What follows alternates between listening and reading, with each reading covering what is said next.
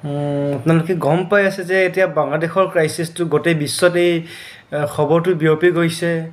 যে বাংলাদেশত এনেকুৱা এটা বহুত ডাঙৰ ঘটনা হ'ল ইতিহাসত বাংলাদেশৰ ইতিহাসত যিটো নজিৰবিহীন ঘটনা বুলি কোৱা হয় এই ঘটনাটো খুবেই দুখজনক হয় যে এতিয়া কথাটো হ'ল আমি ভিডিঅ'টো আলোচনা কৰোঁ তো নমস্কাৰ মই ঋষিকেশ পাঠকে মোৰ এই চেনেলত আপোনাক স্বাগতম জনাইছোঁ যে বাংলাদেশৰ প্ৰাক্তন প্ৰধানমন্ত্ৰী শ্বেখ হাছিনাই তেওঁ নিজৰ প্ৰধানমন্ত্ৰী পদৰ পৰা ইস্তিফা দিছে ফলত বাংলাদেশৰ সামৰিক বাহিনীৰ হেঁচাত তেওঁ নিজৰ দেশখন এৰি ভাৰতত প্ৰশ্ৰয় ল'বলৈ তেওঁ মান্তি হৈছে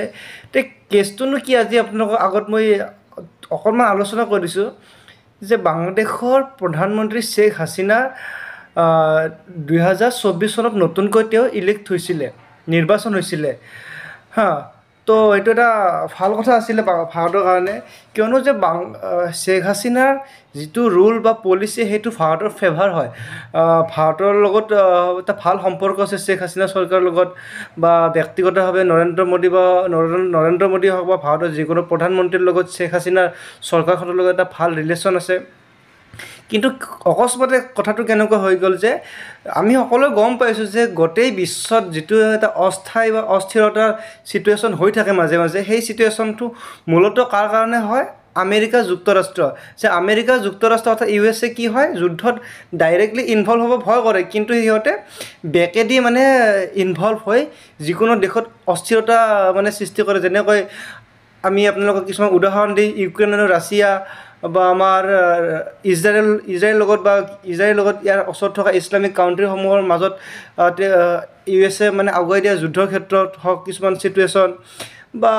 মধ্যপ্ৰাচ্য বা ইউৰোপৰ ক্ষেত্ৰতে হওক মানে USৰ এটা বিশেষ ৰোল আছে যি ৰোলটোত মানে কি গোটেই বিশ্বৰ এটা অশান্তি সৃষ্টি হয় যে মেইন কথাটো আহিছোঁ যে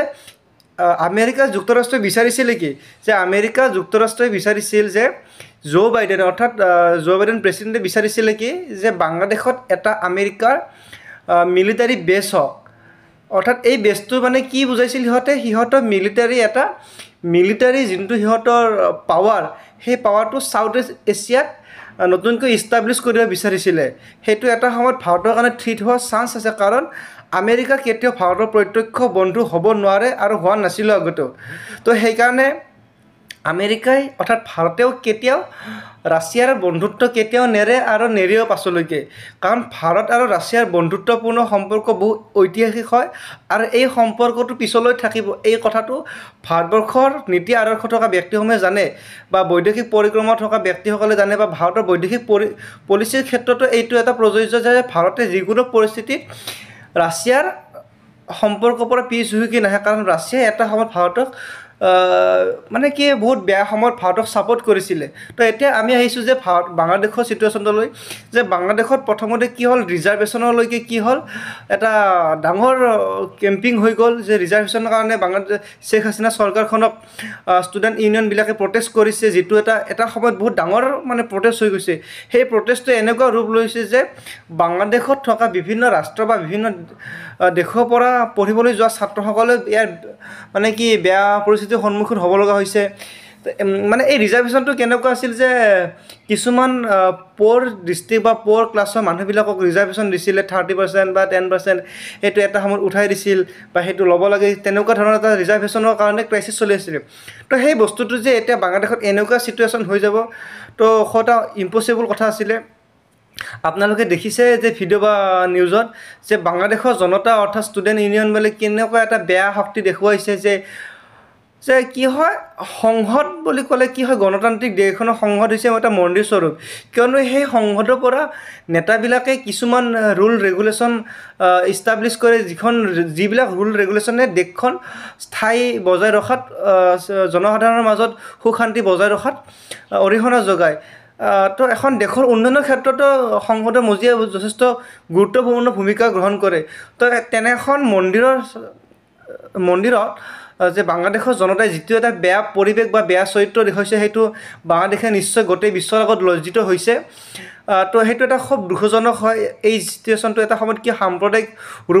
ৰূপ ল'বলৈ গৈ আছে সেইটো বস্তু হ'ব নালাগে আমি বিচাৰোঁ বাংলাদেশৰ শান্তি হওক কিন্তু বাংলাদেশৰ কি হৈছে এতিয়া পাকিস্তানী হ'বলৈ গৈছে যে বাংলাদেশৰ পাকিস্তানৰ পৰা স্বাধীনতা দি এখন দেশ তৈয়াৰ কৰিছিলে ভাৰতবৰ্ষই তো এতিয়া যিখন চৰকাৰ শ্বেখ হাছিনা চৰকাৰখনে ভাৰতবৰ্ষখনৰ প্ৰতিটো পলিচিত মানে কি সমৰ্থন আছিলে অৰ্থাৎ চীনে যদিও ভাৰতক বাংলাদেশৰ পৰা ভেটা দিবলৈ চেষ্টা কৰিছিলে কিছুমান পলিচিত কিন্তু শ্বেখ হাছিনা চৰকাৰখনে অৰ্থাৎ শ্বেখ মুজিবুৰ ৰহমান যিজনে বাংলাদেশৰ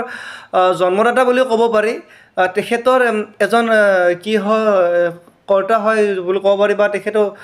শ্বেখ হাছিনা উত্তৰাধিকাৰী বুলি ক'ব পাৰি শ্বেখ মুজিবুৰ ৰহমানক তো তেনেকুৱা এটা আইডিঅ'লজিৰ মানুহ আছিল তেওঁলোক তো ভাৰতবৰ্ষৰ কাৰণে এইটো এটা লছ হ'ব বৈদেশিক পলিচিৰ ক্ষেত্ৰত তো দেখা যাওক ভাৰতবৰ্ষই কেনেকুৱা স্থান লয় যে ভাৰতবৰ্ষৰ ভৌগোলিক অখণ্ডতা বা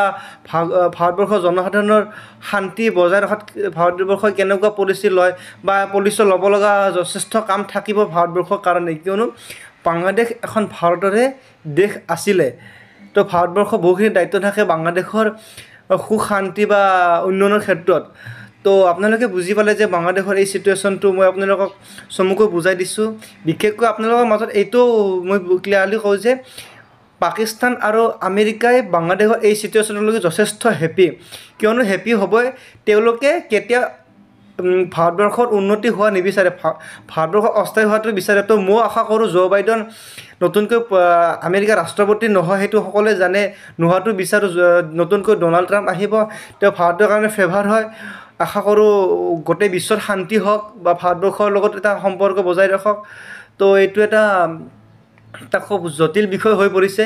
তো এতিয়া কি হৈ আছে ভাৰতবৰ্ষৰ লগত কিছুমান চিটুৱেশ্যন পাকিস্তান বা বাংলাদেশৰ লগত বেয়া হ'ব সেইটো ৰূপ ল'ব তো এইখিনিয়ে আছিল বাংলাদেশৰ এই পৰিস্থিতিৰ মাজৰ সাম্যক বিবেচনা বা পৰ্যালোচনা আপোনালোকৰ আগত বুজাই দিলোঁ মই তো আশা কৰিছোঁ আপোনালোকে এই ভিডিঅ'টোৰ মাজেৰে জানিব পাৰিছে উপকৃত হ'ব পাৰিছে ধন্যবাদ জয় অসম